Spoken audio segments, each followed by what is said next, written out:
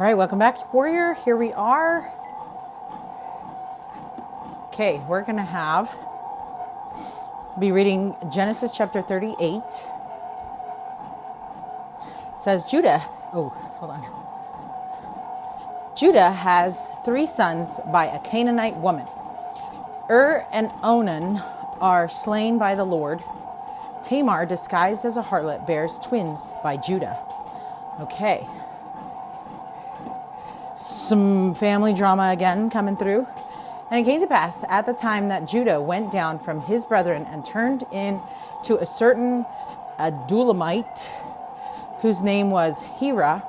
And Judah saw there a daughter of a certain Canaanite, whose name was Shua. And he took her and went in unto her. And she conceived and bare a son, and he called his name And she conceived again and bare a son, and she called his name Onan. And she yet again conceived and bare a son, and called his name Shelah, and was at Shezib when she bare him.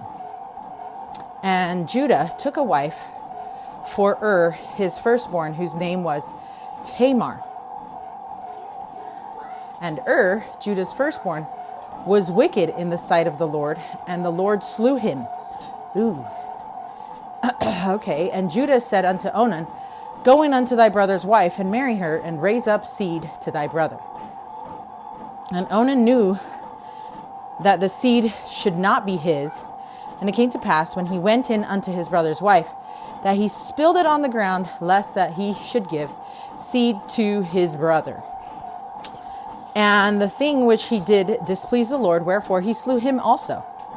Oh no. Then said Judah to Tamar, his daughter-in-law, Remain a widow at thy father's house, till Shelah my son be grown. For he said, Lest peradventure he die also, as his brethren did. And Tamar went and dwelt in her father's house. And in process of time, the daughter of Shua, Judah's wife, died. And Judah was comforted, and went up unto his sheep shearers to Timnath, he and his friend Hira and the Adulamite. And it was told Tamar, saying, Behold, thy father-in-law goeth up to Timnath to shear his sheep. And she put her widow's garments off from her, and covered her with a veil, and wrapped herself, and sat in an open place, which is by the way to Timnath, for she saw that Shelah was grown, and she was not given unto him to wife. Okay, so when Judah saw her, he thought her to be an harlot, because she had covered her face. Okay, so let's wait 1 second while we read some commentary. Okay, so Tamar's story. Died because of wickedness that isn't explained, and according to the custom of the time, his brother Onan took Tamar his wife. His practice known as Levirate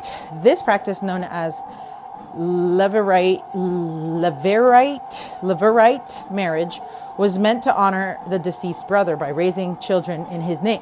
However, Onan acted selfishly and prevented Tamar from conceiving, which God saw as great wickedness. And Onan also died. This left Tamar twice widowed and still without a child, though the same custom would require Judah's youngest son, Shelah, to marry her. He was too young. So Judah told Tamar to wait, yet he never followed through on that promise, leaving her with no future or security.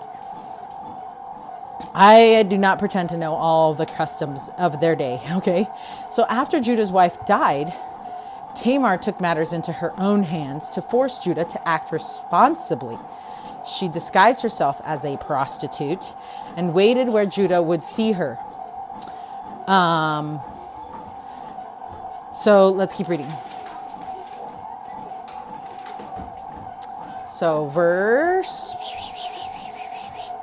16. And he turned unto her by the way, and said, Go to, I pray thee, let me come in unto thee. For he knew not that she was his daughter-in-law. And she said, What wilt thou give me, that thou mayest come in unto me? And he said, I will send thee a kid from the flock. And she said, Wilt thou give me a pledge till thou send it?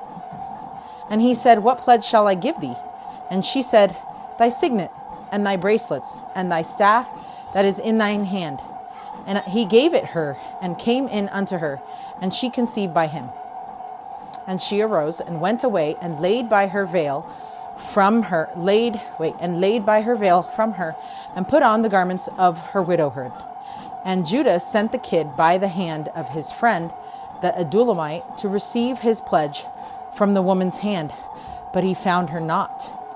Then he asked the men of that place, saying, where is that harlot that was openly by the wayside? And they said, there was no harlot in this place.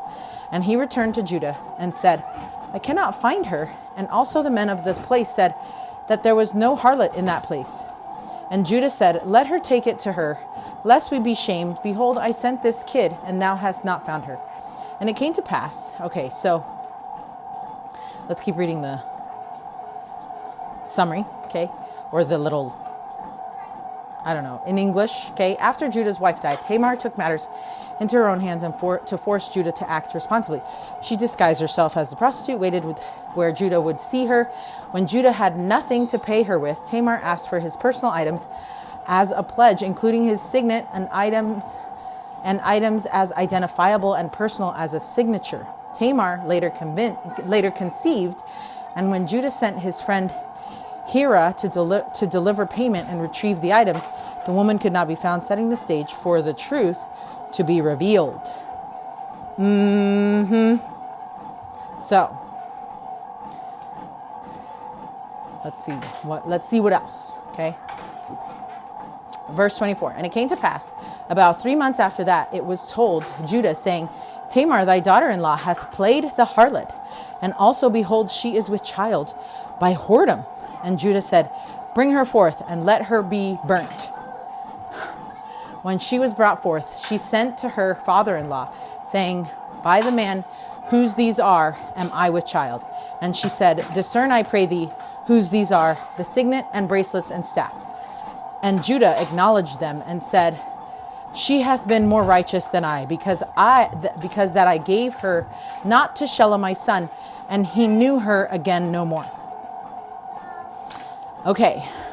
And it came to pass that in the time of her travail, that behold, twins were in her womb. And it came to pass, when she travailed, that one put out his hand, and the midwife took and bound upon his hand a scarlet thread, saying, this came out first.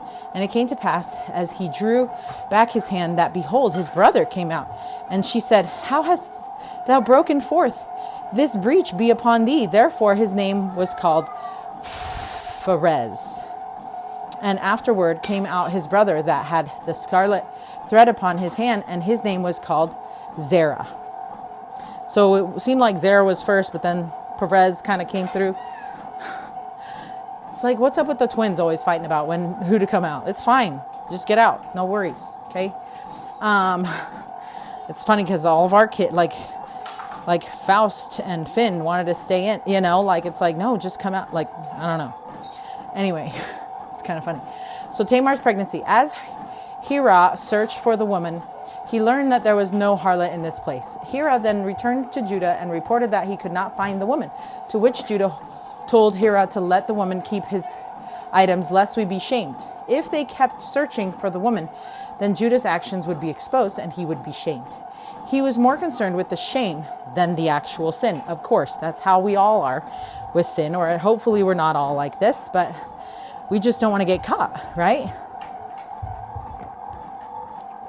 And so sometimes we get caught, and that brings us to repentance, right? Because we got caught, but we need to be repentant before we get caught. We need to be the one to initiate the repenting and be repentant first, right? So if you've experienced a D-Day, and D-Day stands for Discovery Day, Disclosure Day, and it's like, how did you find out? And it's like, well, we discovered it. That means that the person did not tell us.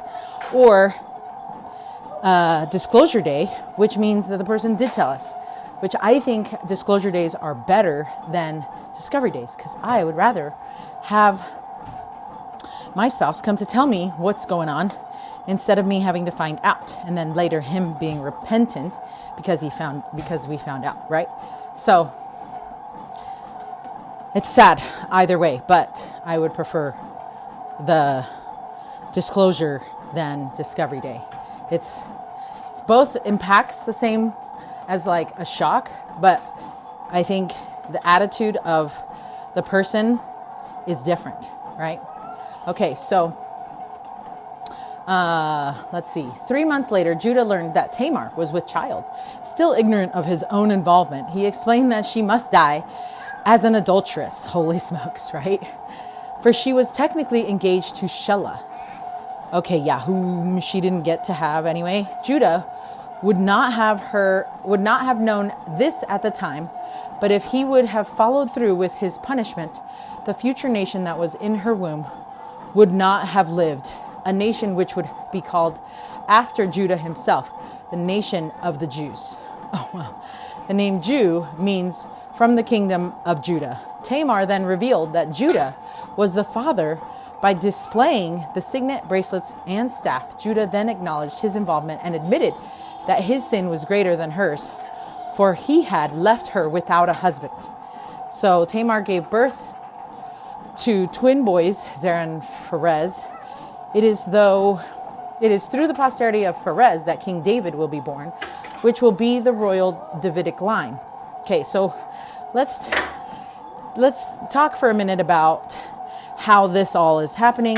Yes, holy people can be born through sinful ways, right? But that's family drama for you. Like, that's just like how it goes, right? Like, the prophet could have been born down the line from people who were not super righteous, right? Like, that's just like how things go, right? Because we're all human, and God has only ever had humans to work with. And what did President Holland say? And he deals with it. Or was it President Holland or was it Elder Uchtdorf? I can't remember.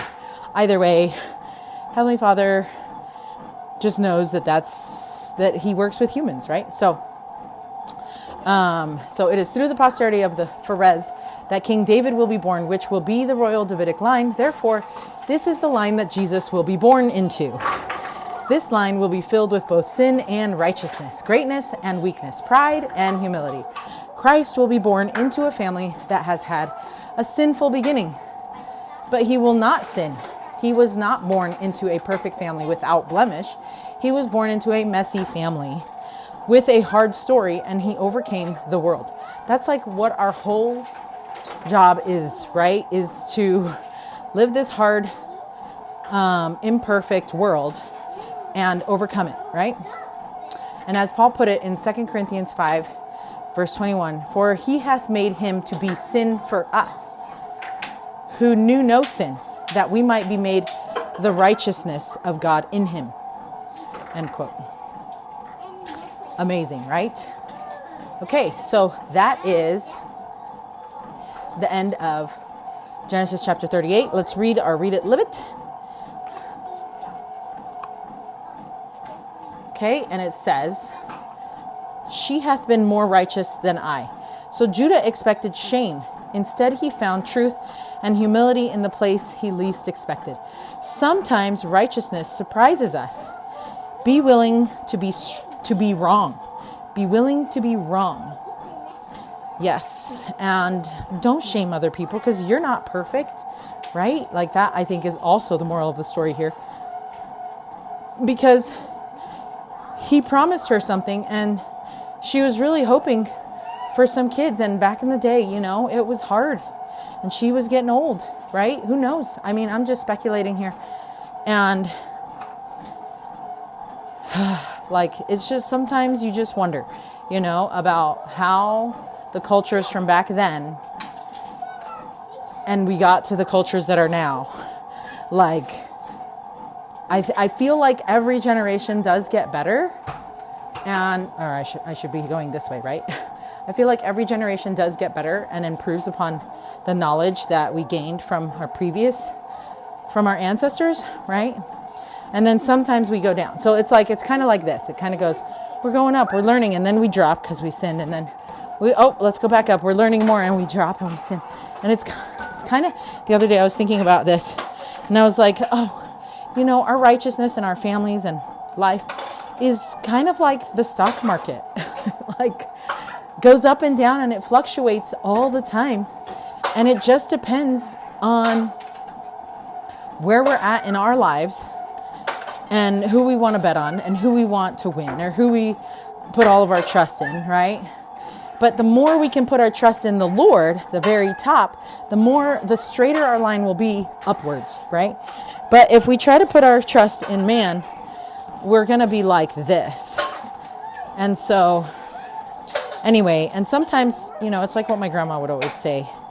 She'd say, el espíritu quiere, pero el cuerpo no puede. And it's like the spirit wants to do what the body cannot do, and it's true. Sometimes that's what happens. Okay, so anyway, that is it for chapter 38. Stay strong, warrior.